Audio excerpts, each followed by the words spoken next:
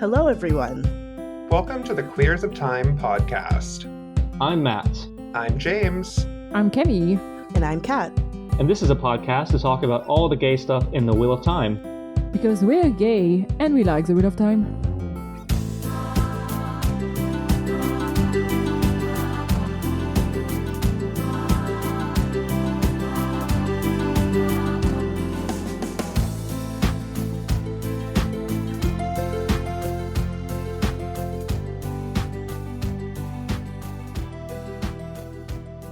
And as always, thank you to our feral venerator of Surain, Lurks, Charlie, Morchadi, and John. So many lovely feral venerators. I forgot that we have so many now, and We do. It's exciting. Insane, right? Yeah. Who would have thought? We were just a small little podcast. Uh-huh. Look at us now. We now have sugar daddies and sugar mommies. That's right. Yes. And today we are talking about not sugar daddies and sugar mommies, but we are talking about the first of the final trilogy in the Wheel of Time books, I guess. I consider them a trilogy. The Brandon Sanderson co-authored A Gathering Storm, The Towers of Midnight, and A Memory of Light. Starting with today, the prologue to The Gathering Storm, which is entitled What the Storm Means. I don't know, Brandon. What does the storm mean? It's a good question. It's spoopy. It is very spooky. The storm means spoopy. Yeah. Spoopy. Big spoopy. Spoopy. It means spooky. Yeah. Yeah, but why not just say spooky? Because spoopy is cuter. It's funny, Camille. It's funny. You make it less scary if you say it cuter. That's But why. it's still spooky. It's still scary. Spoopy is cute spooky. Exactly. Yeah, it's just a little bit of rain clouds coming up at you and then No. disappearing again and then, It's fine. yeah. Wasn't spooky already a cuter version of scary? It's know. it's less scary, like spooky. Spooktacular. No, that's the gay version of spooky. Spooky is like a ghost story that doesn't have violence. Like it creeps you out a little bit, but you're not going to get nightmares. Mm-hmm. Spoopy is the cute version. It's like a creepy possessed doll. It's Hocus Pocus. Yes, it's Hocus Pocus. Oh, okay. Mhm. I didn't know it was actually... It's comfy. Yeah, it has I do spoopy. That's my brand of stuff. And Yes. so your Hocus Pocuses, your Yeah. Nightmare Before Christmases, that stuff. Yeah. Yes. So, a lot of POVs in this prologue. So many. A lot of random people I did not remember at all or did not know before because literally we start with a guy we didn't know and we Nope. don't care about. Well, it just is there to tell us that no, even the lambda random people are noticing that things are bad and action needs to be taken. And Yeah. I was thinking of how I would describe the prologue in like a few words and it would just be like, shit's bad, yo. Shit's real bad. Yeah. Shit's real fucked up. NPC red shirts lining up. Yeah. It's not good. Real fucked up. Yeah, for me it was in case you didn't notice, the apocalypse is coming. Yeah. Yes. Very much so. Yeah. No, I found the bit with Reynald and Thulin, the farmer, is just pretty disturbing actually. Like the clouds coming over his head, assuming that's like a bubble of evil. And then having his friend just come up and say, "The end is coming. I'm leaving now." Yeah. It's very Bilbo Baggins of him. But dark-sided. Bilbo Baggins, but dark-sided. Yes. That's a good way of putting it. Does Ronaldo, Reynald, is how I pronounced it. his section is really fun. I remember like that's one of the prologues that stuck out to me most. Mostly because Brandon continued the tradition of putting in a bunch of characters we don't know and probably won't see again. The good old Robert Jordan treatment of the prologue. But also he's got that nice like building sense of suspense that's kind of scary, which makes me wish that Brandon Sanderson would try to write horror. But Yeah. that's another conversation. It's that was something that stood out to me too. Like I think I get why Robert Jordan picked him to continue on the books because I think they have a very similar writing style in that aspect. They're both really Harriet picked him. Oh, Harriet. Didn't they both did it? No? No. Just Harriet? Okay. Harriet did it. I apologize. Harriet did it. Yeah, like they both have a very similar style of building up suspense. You get it in if you've read the Stormlight Archive too, like he builds suspense really, really well to like, like to really give you that sort of coming sense of dread, but not in to go back to our earlier conversation, necessarily scary way. It's just like, oh, I feel something is building, I feel something is coming, but I really want to know what it is. And that was very much the vibe with Two Farmers we got. Yeah, I really enjoyed that moment where Tulin, I don't know what was the name of the other guy, left, and Reynolds, who had never really thought about leaving, is immediately starting to get ready. Mm-hmm. And yeah, like he joins him after very little deliberation, which like just kind of shows how drastic things are getting.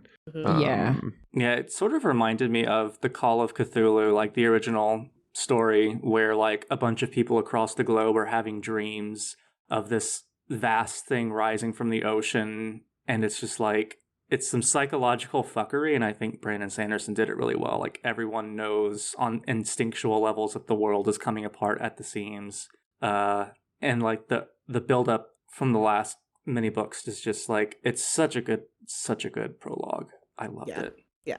It's a very good opening for a book titled The Gathering Storm. Like it is the perfect opening to it. There's so much storm. Yeah. I mean, like at this point, a storm is coming or winter is coming is such a cliched thing for like, oh, there's conflict on the horizon. But like in this particular instance, I think that it was well earned and well executed. Especially like Jordan in the previous books has built up this idea that the weather is affected and that things are going to shit. Like it's global warming for them too. It's climate change is coming up and things are not okay. And now you have this like physical manifestation as a storm. So it doesn't come out of nowhere. Yeah, I mean, there's been this weather phenomena building forever. So it's good to actually see it. I mean, we see it in previous books, but this one kind of like just starts out the book really strongly. Yeah. One thing that is a bit common with that prologue is that I had no memories of what was going on before. So, there was a moment in that prologue where the clouds were right above the guy and then suddenly disappeared. And I was like, are we already at that moment where Rand has his like epiphany and then weather is nice again around him? And no, it wasn't that at all. It was just the storm being creepy. It was just bubble of evil. Yep. It's the Dark One opening them pussy cheeks. Oh my god. Letting the taint out. No, it's not that. To the world. No, I refuse. No, I refute thee, Satan. That's not a Jesus. That is not of Christ. It's not. I thought you said that's not a Jesus, and I'm like, that's correct. That is not of Jesus, and I rebuke it. That is not a Jesus. I mean, both statements are correct. Do we want to move to Felendre or Yeah. I think my only conclusion regarding the farmer is it good or not to make a life-changing decision during the storm, and that is still to be defined. Well, yeah. I mean, yeah. Is this a good time to make big life choices? Not sure. Unclear. Not certain. Undecided. Magic 8 Ball says ask again later. Yeah. No, Felendre, I think it was a really interesting example because right prior to this, Rand got his hand. Rand received Stumpy. Like literally right before this happened. Yeah, like it hasn't healed yet. No. That was the Robert Jordan cliffhanger. It was a good depiction of how sealed Rand was. Like even after losing his hand, he's like super determined. And I'm consoling myself with the fact that we only have to deal with like sad boy Rand for this book. Yeah. Because after this, he gets a little bit better. He goes to the mountain of therapy. Exactly. That's right. What I found interesting is that for what I remember, usually in Jordan's POV, like it's one of the important character within the scenes that gets the POV. So we don't get that often other people seeing Rand, from what I remember. And seeing Rand from this very random person that we didn't really care about. I don't even think so. Was her name mentioned in the previous book? Yeah, Falendre. Yeah. Yeah, I did not remember her. She's just a random soldom that was there. Yeah. And yeah, seeing Rand so cold and distant from a stranger's POV was something we didn't really get to see before. Mm-hmm. I will say one of the lines in there was a little bit cheesy. I wrote it down. It was, for a moment, his eyes were even colder, not harder. That would have been impossible. And I'm like, what advanced writing? That is Brandon Sanderson to a T. Bless. I kind of in my notes I kind of grouped the Sean Chan stuff that we got sort of together. And I'll talk about the other stuff later when we get to it, but I appreciated that we got two very different sort of viewpoints from the Sean Chan in this prologue, where like it's such clever writing because the way that the Soldum are comforting the Damane and everything like that, like it almost tricks you into thinking that it's like a caring thing, and you're just like, oh, that's sweet. Oh, wait a minute, no, this is bad actually. Yeah. This is real bad actually, and also, I mean, I have to talk about Nynaeve a little bit.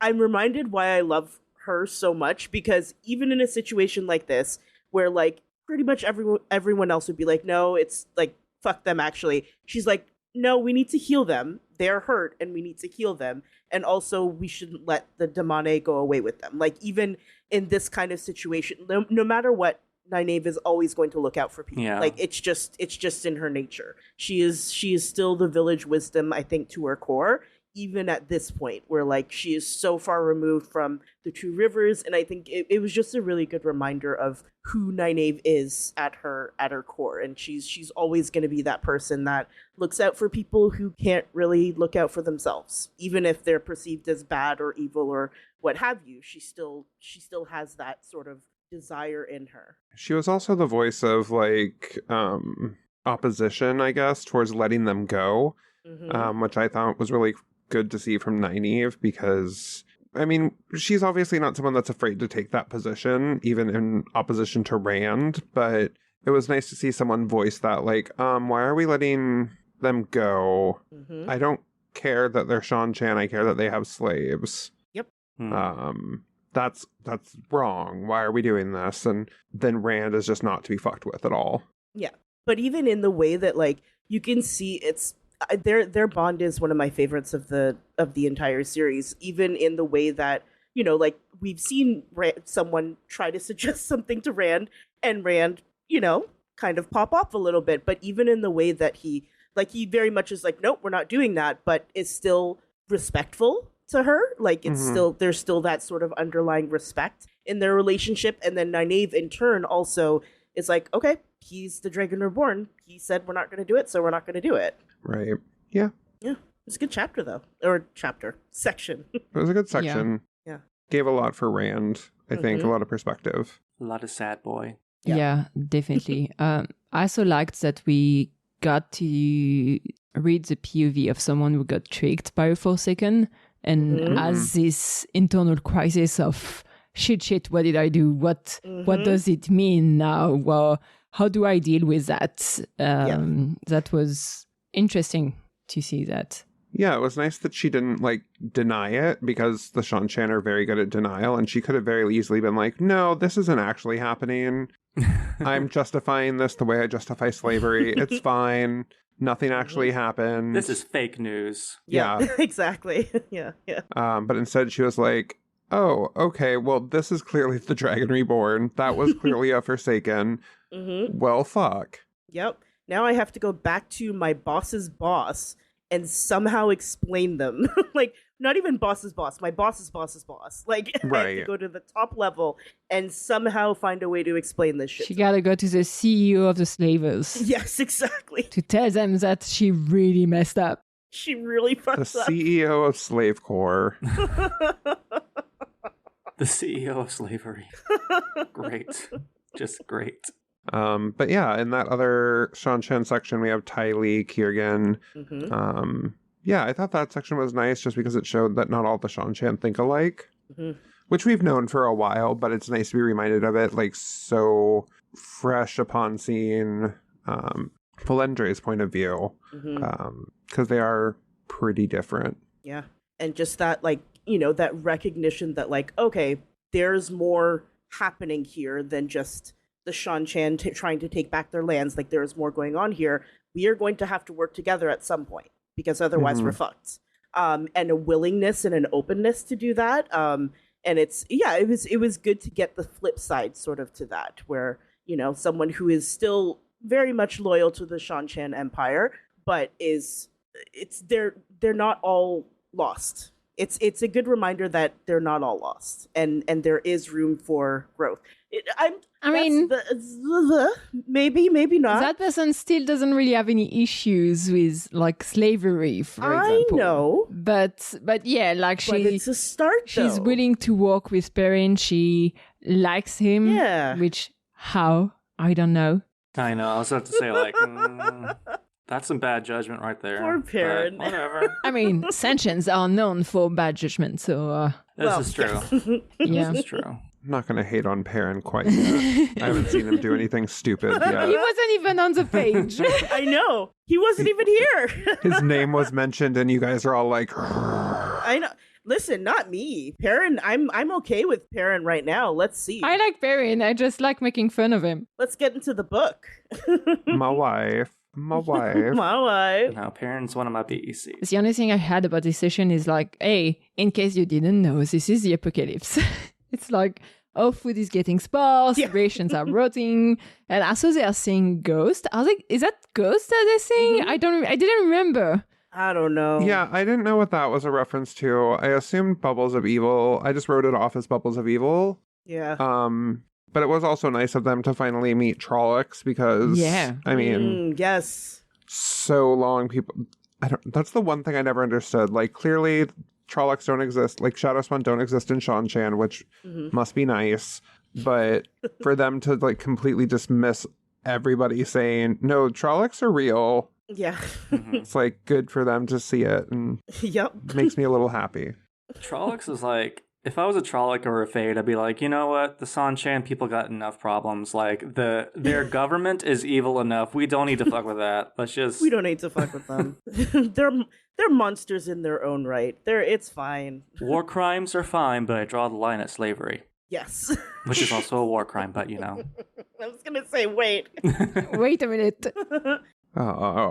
Do we want to move on to Graendal? Yes, Up UV is Absolutely. so fun. Oh my god. So fun to read. I love her so much. I just love her so much. Yeah, I felt like Renauld and Thulin and then also Graendal were like the two big parts of this prologue. 100%. Yeah. No, I just think Graendal is fascinating.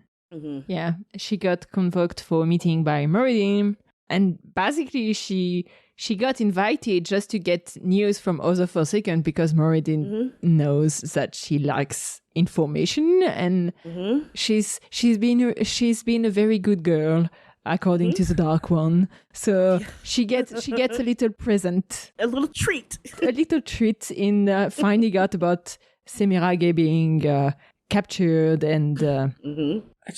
The audacity of Graendal thinking that she could be Nameless. I mean, they're all incompetent, but, like, Graendal has... what has she done for this show? Like, other than, like... Listen, Graendal is doing her own thing. She's, like... Whereas, at this point in the series, most of the Forsaken have fucked up severely in one way or another, or gotten their asses killed. Graendal is chilling. This is true. She's vibing. This is true. She's got her sex slaves. She's been messing up a lot with Arad Daman. Yeah. They don't even have a king anymore. Nope. And Rand is not like, nobody seems to care about what she's doing, so she's pretty fine, but still moving pieces forward. But yeah, it's hilarious how in her head it seems like every other Forsaken is just incompetent, and she's so judgy with them, and it's just hilarious. Yeah, she's petty. She is. And she's extremely observant, and everyone discounts her. Yeah. Like, people don't, like, even the Forsaken, like, they're just like, oh, it's Graendal, oh, it's just Graendal. It's, what is she gonna do? It's just titty mama. It's just Graendal. What's she gonna do? Go suck a dick after this? Good for her. Yeah, good for her. Yeah. I mean, she will suck a dick, but also plot. So. But also plot, yes. Yeah. Mostly plot. I love though she's so focused on figuring out the Mildred's plans. Plans that when I first read those books and didn't got, the months and months and months of talking with other fans about potential theories and this kind of thing. I had no freaking clue what the Mildred was doing and I didn't care much. And now that I'm reading Graendal's POV, I'm like, oh yeah, it was kind of obvious. Yeah. Well. Yeah, I remember a lot of people in the fandom realized that Demandred was in Shara a long time before anyone in the books knew, because there's literally no other place he could have been. Yes, exactly. Literally no other place. Yeah, because everyone else had there was shit. There was other shit going on in all of pretty much everywhere else, and so that was really the only place where was not accounted for. And Graendal being, oh, maybe he's with the Borderlands. And Graendal just, like me, she forgot that there was a whole other civilization that we never really cared about before. Until, that moment. Who cares about those foreigners? Yeah. Right? Wow. Immigrants. Immigrants. You can't control countries through authoritarian rule anymore because of woke and diversity. Oh my god. I don't think Shara's problem was woke and diversity. That's the title. I don't think Shara's problem was woke and diversity. That's a great one. I don't think that was the issue. No, that's probably true. I do like the little bit of comparison that Moradin gives to Graendal about Moghedien always liking more or being better at getting information than Moghedien. I thought that was a nice little. I feel so bad for Moghedien. Poor Moggy. She's Muggy Boo. Yeah. She's clearly the weakest of the Forsaken, and everyone likes to remind her of it. I mean, there's some burn from Graendal about Messana in this POV too. Oh. So Moghedien is not the only Forsaken that is getting some shit. Right. Lots of people caught strays during this POV. Yeah, Moradin is not happy, I think. Oh, yeah. No. He is greatly displeased. And it makes it very clear from the beginning that Messana is now on a different level than the other Forsaken. For right now, she is in punishment. Right. She's in the timeout corner right now. And he lets everyone know. Timeout corner. Oh, that sounds sad. Yeah, it is kind of sad. No murders for you tonight. Nope. Yeah, I mean, this just goes to show, the weakness of the Forsaken has always been the infighting and it's just, if y'all work together, you might be able to be effective, but guess not. Yeah. Nope. Bless their little hearts. Literally, Graendal spends so much time trying to figure out other Forsaken's plans and trying to get above them. And I'm like, y'all, if you were working together, that would have been so much time got wasted. But even the ones that were working together, because there were some of the Forsaken that made little pacts and whatnot. But even with them, they made a pact, quote unquote, a pact. But even them, they fucked things up. So, right. they're still Messana. At the end of the day, they're still fuck ups. Yeah, Messana, Semirog. Messana is trying to get Semirog freed, which at least someone has some friendship around that group. Yeah, I mean, I think Messana understands exactly how useful Semirog is, and it is kind of weird to me that Moradin was like, nah, she deserves it. And I'm like, she deserves it, sure, but at what cost? Right? One of the most effective Forsaken. Why? Bring her out. She took down the Shanshan Empire. Yes! This is why some villain groups in fiction just puzzle me. In the James Bond series, Spectre, if you fail, you die. And do people not realize that if you kill someone for failure, you have to train and onboard somebody else, go through the process of vetting, Right? hiring, onboarding, training, like... It's a lot. And then their benefits don't kick in for 90 days. Exactly. Right. It's just like... They're on probation. Oh, the my punishment God. has to be, proportionate, Yes. The Forsaken's HR department is just, I imagine it's just awful. Oh, it's horrible. It's just Shaidar Haran. It's Shaidar Yeah, Haran. it's Shaidar. And, like, listen, oh, boy. It's explain everything. That explains everything. Oof. Yeah, it's rough. It's rough. It's rough, buddy. No, I really loved Grendal's point of view because it gave... I mean, I always love it when the Forsaken get together in any way, shape, or form, but, like, this one, I'm glad we got it pretty early. Yeah. I feel like we only get them in prologues and epilogues. Yeah, which is disappointing. That's too bad. I wish we had more because there's so much potential for, like, it just exactly this. Of seeing. Right. And I get why we don't get them more because they're trying to, Robert Jordan and Brandon Sanderson don't want to give away too much of what is going on behind the scenes so that we're surprised when shit pops off. But on the flip side, I want to see the Forsaken being petty to each other and being stupid. Don't we get a bit more like of Halima in the Salida camp? You're right. Yeah, we do. We It's do. just, We I was do. thinking more of like the congregations that they have. I just remember those from prologues and epilogues a lot because they don't really fit anywhere else. They're board meetings. Or sometimes I think there may be like one that we see in the dream world through Perrin's eyes at some point, all this kind of thing. But it's like I think when they get spied on and it's not... it's not from their point of view. Yeah, Right. Because their point of views are pretty fun, I think. Yeah. I agree. There's two more small parts of this prologue. There's Rodel, Iturald, which I think the purpose of that chapter was just to show that he is one of the great captains. Yeah. Yeah, definitely. It was just that. 100%.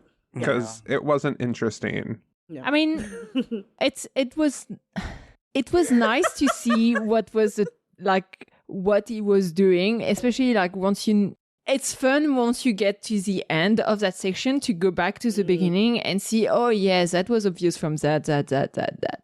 Right. But yeah, one of my comments is that after Bail Doman's grandmother, now we get Rodel's mother and her sayings.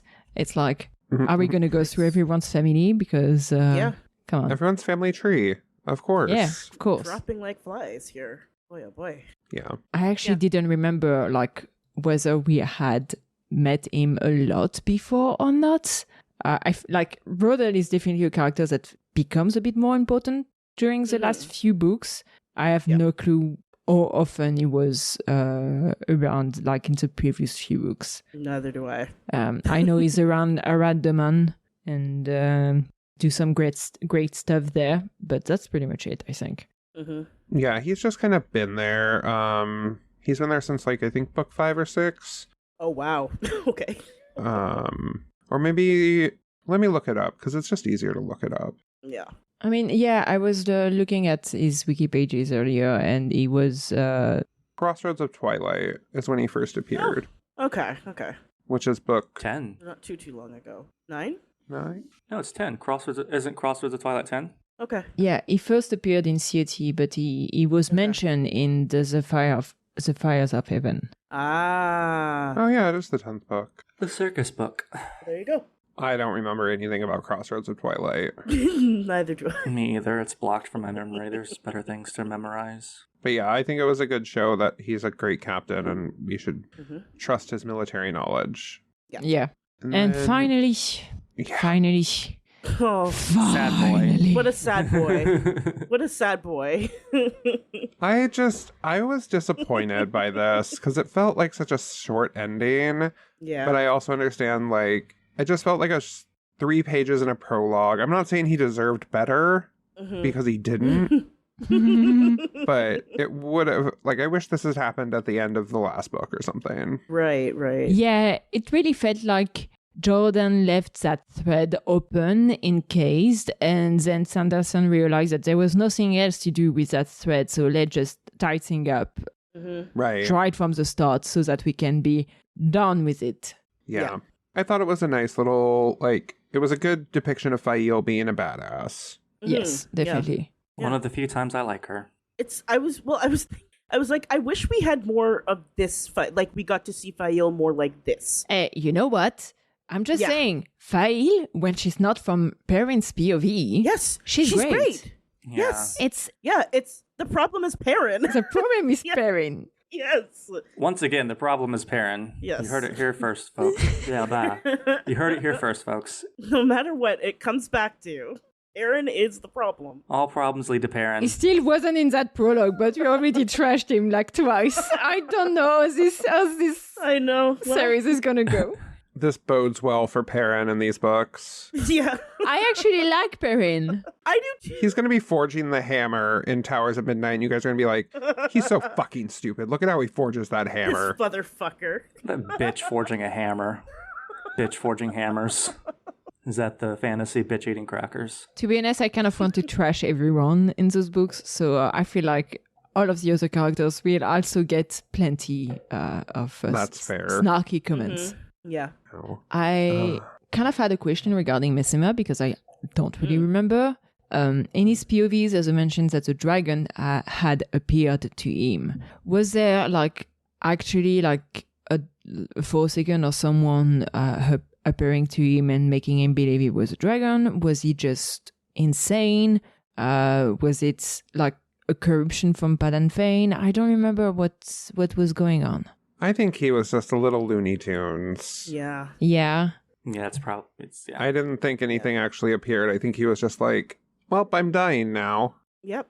No, but he saw someone apparently after the battle that wasn't right when he was dying. There's a comment like that, like in his POV. I don't exactly remember what was the phrasing, but... So this would have been in the previous book, in the book before this one? When they were rescuing... No, not when they were rescuing Fael. Right? No, like in his POV, he mentions Yeah, no, he say the dragon had appeared to him the night before the attack. Appeared in glory, a figure of light glowing in the air in shimmering robes.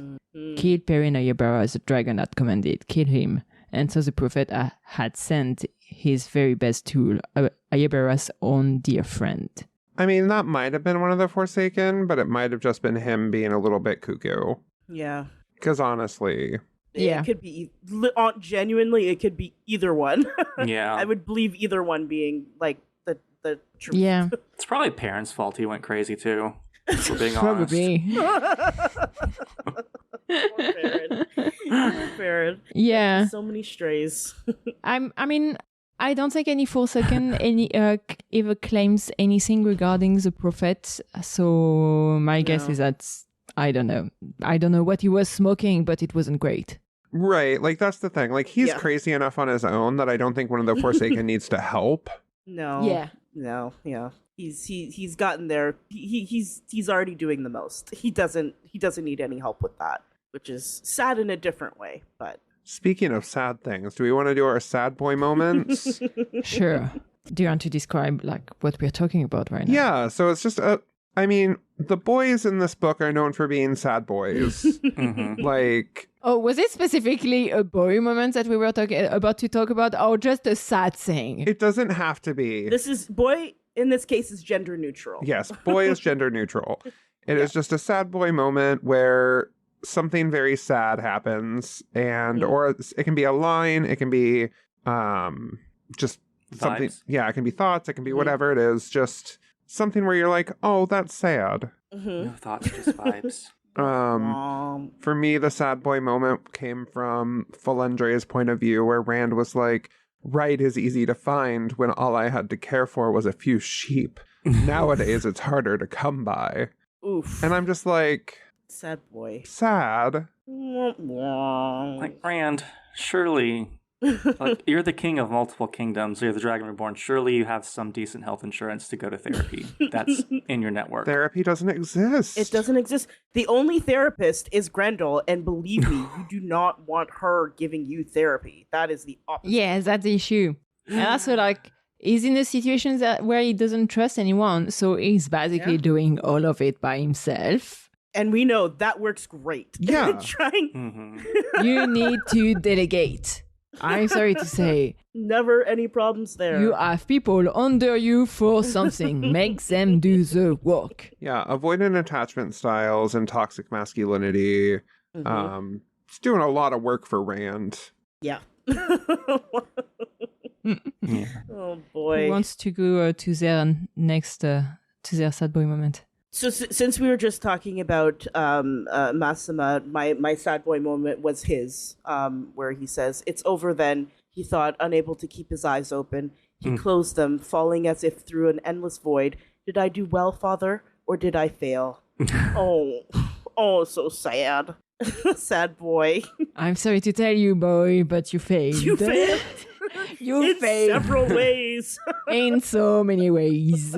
So I forgot to do notes, but my sad boy moment was also Massima for a slightly different reason. I was like, you build yourself up over like 10 books as this great prophet, and then you just get shanked in the woods on a day walk, and then you die. Like, oh, it's sad. You thought you were doing something there, buddy, but you weren't. You just got like one of the least dignified deaths in the series. Right? Yeah. It was sad. And it's what he deserved. It's what he deserved.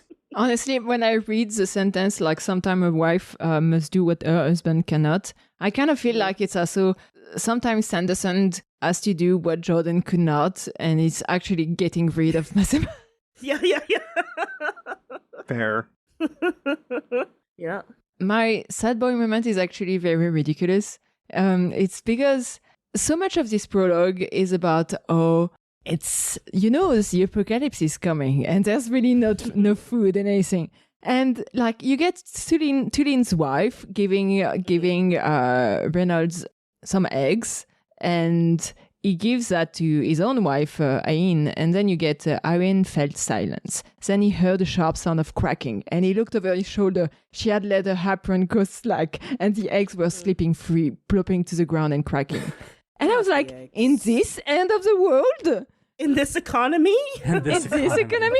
That was a waste of perfectly good eggs. Eggs are fucking expensive, man. Come on, man. Come on, woman. Anyway. So, that was my... Come on, gay. Come on. Come on, gay. In Come this on, end of the gay. world? Nah. In this economy, you're wasting eggs like that? Absolutely not. Absolutely not. That shit is like almost $7-8 for a carton of eggs. It's bad. Is that what it currently is in Canada? Sometimes, yeah. Oh, okay. I'm sorry. It's bad. Shit's bad, yo. Shit's bad, yo. Don't crack your eggs like that. Yeah. Do we want to go to burn of the week? Yeah, I think so. For me, so I don't like Nynaeve being put in her place. Should we explain what we meant by burn of the week? Oh, burn of the week is just an insult of the week. Like something that you found where you were like, oh shit, that was a good burn. Or as Kat put it earlier, catching strays. Like, just, yeah. I don't know. I figured it would be something fun that we can do that, we can continue throughout the chapters and stuff as we go through them. Yes. But for me, it was, again, I don't like Nynaeve being put in her place or anything, but she, in Felendre's point of view, it says, one of the Marath Damane appeared through that invisible hole in the air, a young woman with her hair in a long braid. She wore enough jewelry for one of the blood of all things, a red dot in the middle of her forehead. How long do you mean to stay here, Rand? She demanded as the hard-eyed young man were a servant rather than who he was. How close to Ibudar are we? Are we here? This place is full of Shanchan, and they probably fly Rakan all about. And then Rand is just like, did Cadsuane send you to ask that? Did Cadsuane tell you to say that, Nynaeve? What a little shit. I don't allow Cadsuane to talk to me, but did Cadsuane tell you to say that, Nynaeve? That's where I'm at with it. And I'm just in that voice specifically. Did Cadsuane send you to ask that? Just completely deadpan. Like, Ouch. yeah. And she can't say anything because that's absolutely what happened. Oh, yeah. Probably. She can't say shit. She can't say shit. See, I had forgotten that by that time, Rand already told Cassian not to talk to her, right? I believe so. I think so, yes. I think that's right. I don't remember. Well, I don't know. I feel like it's later, but I feel like their tensions are extremely high, and Yeah. Things are bad between them. yeah, because they got bad blood. It used to be mad love. Oh, God. Oh, I went to see Taylor Swift this weekend. Any more T-Swift lyrics that we can pop out? He remembers all too well. See, just put that as a soundbite. We just put, and baby, now we got bad blood. You know, it used to be mad. Listen, we already don't get money from that, but we are going to be super demonetized, but whatever that word is. We aren't monetized. No. It's our podcast, and we can say whatever we want, because it's our podcast. That's right. It's my hot podcast. I do what I want. And not anyone else's. Yours. Yes. So for me, the burn was pretty much everything in Graendal's head. She's so bitchy about the other Forsaken. Her disdain for Messana, calling her a second-rate member of the Chosen, and saying she joins the Dark for better research opportunity just from how Messana dresses. I saw like Moradin showing up and no, there was a handsome creature right after saying and then saying Demandren looked like a knob-faced peasant compared to him. I was like, what? Graendal is always judging everyone. Always, constantly. Yeah, and it's a lot of physical judgment, which makes sense for Graendal. But come on, girl. Very much. She's so gay man-coded. Yeah. She really is. Graendal should be played by a drag queen. Oh my god! Oh my god! Yes. That would be amazing. Get Jinx Monsoon to play Graendal. Get Jinx Monsoon. She should. Oh my god, that would be amazing. I would love it. Oh my god. You know what? We should do an episode about which drag queen should play Graendal. And I will not contribute to that because I do not do good. Or just like with the Forsaken in general. Yeah, a drag queen for every Forsaken. Yeah, because I'm sure we can definitely find one for each Forsaken. The vibes are there for sure. For sure. My burn was so this was also in the Graendal POV section, but it was unfortunately towards Graendal. My dear Moradin, she said, smiling to herself, "You flatter me. Do not toy with me, Graendal," he said, voice hard. "Take your compliments and be silent." She recoiled as if slapped, but said no more. Which, like, what an asshole. Just like, I gave you a compliment. Now shut the fuck up. Shut up and take it. What more do you want from me? Why are we still talking? You won't get more from me. Stop that. Yeah. So mean. Moradin is such a bitch. Absolutely. Yes. He is also very gay. Actually, all the Forsaken are just very gay-coded. They all are. Like, let's drag queen Forsaken. Yes. Yeah. We need to we absolutely should do an episode on this. Yes. Which drag queen would play which Forsaken? Yeah. 100%. Jinx Monsoon for yes. All of them. Jinx Monsoon plays all of them. She plays all of them. Monsoon plays all of them. It's the Wheel of Time version of Orphan Black, and it's just Jinx Monsoon. It's just Jinx Monsoon everywhere. No. Playing everyone. Yeah, I didn't have a specific burn of the week because I read this before reading the document. But basically any scene with the Forsaken is eligible for a burn of the week moment. And I do remember the Moradin saying, "Just shut up, Graendal." Mm-hmm. Like, just hush.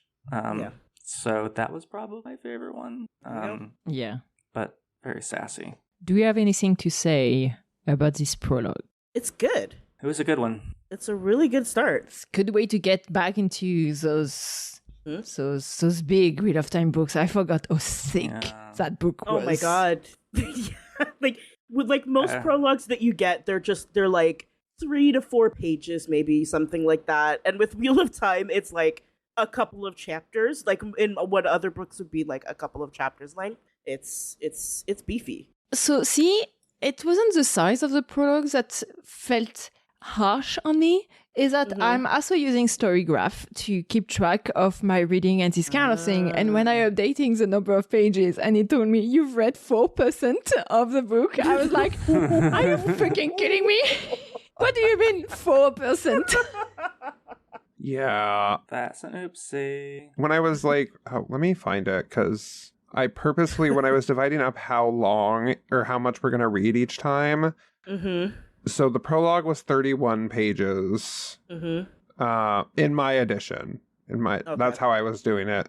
Chapters 1 through 3, which we're doing next week, are 43 pages, so it's slightly longer. Okay. But then it goes to 28 pages. Oh, that's good. And then it goes to 46 pages. It's around 40 pages each term. 40 to 50. That's not bad. And so next time we'll be reading the first 3 chapters. Yes. Next time we will read the first 3 chapters. I have no idea what happens. Neither. Me neither. I briefly started reading it and I was like, oh yeah, the wind. The wind happens every time. It's been so long that I forgot about the wind. So that means I need to reread. Yep. Yeah. The wind is unforgettable. On this, unless there's any other thing, I will say thank you everyone for listening to this episode of The Queers of Time. If you can as always find us on pretty much any social media platform, Twitter, Blue Sky, Tumblr, Instagram, TikTok, in case there's a miracle ongoing. We are mostly on Discord. You can definitely join us and we will talk about those books that you probably have read if you're around here, I hope. The gay books. And if you want to support us, we also have a Patreon. We always appreciate some support there. So, yeah. Thank you. We've been around for 2 years. We're coming up on 100 episodes. Our 100th episode will be chapters 4 through 6 of The Gathering Storm. Ooh. That's exciting. Okay. Nice.